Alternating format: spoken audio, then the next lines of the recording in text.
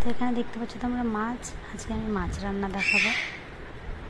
তো মাছের মধ্যে আমি লবণ, হলুদ, লঙ্কার গুঁড়ো সব এক এক একটু করে দিয়ে মাছটা মাখিয়ে নিয়ে রেখে দেবো।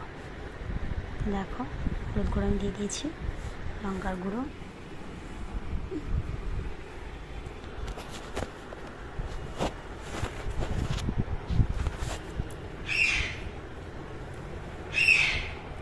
এরপর আমি লবণ দিয়ে দেবো।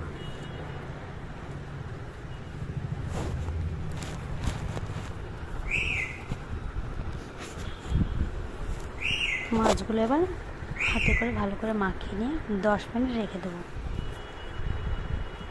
10 মিনিট 15 মিনিট রেখে দেবো। এবার তো আমার 10 মিনিট হয়ে গেছে। এবার আমি মাছগুলো লাল লাল করে ভেজে তুলে নেব।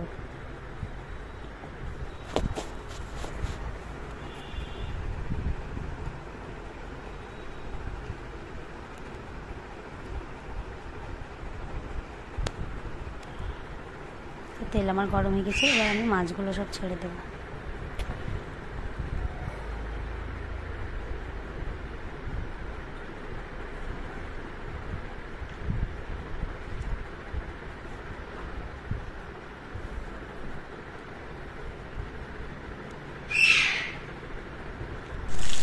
তো মাছ আমার ভাজা হয়ে গেছে, বাকি মাছগুলো আমি ভেজে নেব।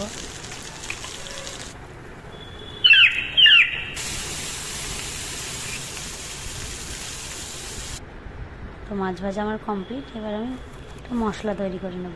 এখানে যে পেঁয়াজ, চারমগজ, টমেটো, কয়েক কোয়া রসুন, তো এগুলো আমি এখন পেস্ট করে নেব।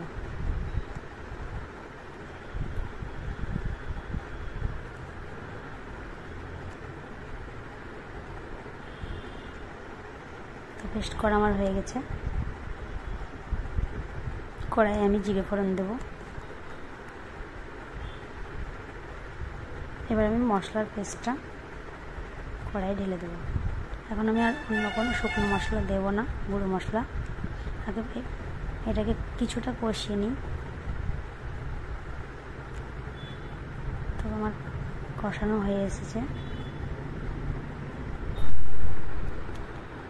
তো এবার আমি দিয়ে দেবো হলুদ গুঁড়ো, ধনে গুঁড়ো দেবো,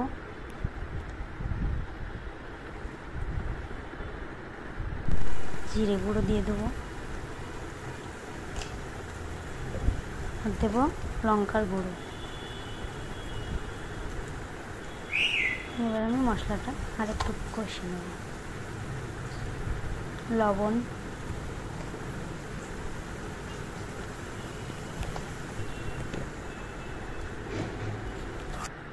তো কষানো হয়ে গেছে। এবার আমি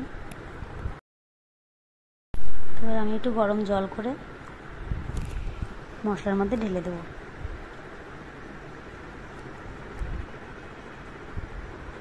তো ঝোলটা আমার ফুটে আসলে তারপর মাছগুলো ছাড়বো। তো দেখো হালকাভাবে ফুটছে, আর একটু ফুটে যাক, তারপর আমি মাছগুলো দিয়ে দেবো।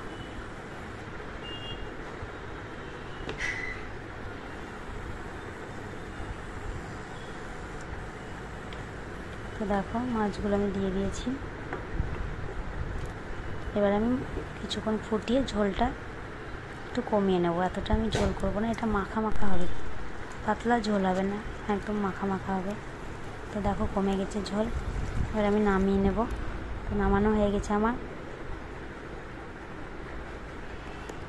তো তোমরাও ট্রাই করে দেখবে, ভালো লাগলে জানাবে।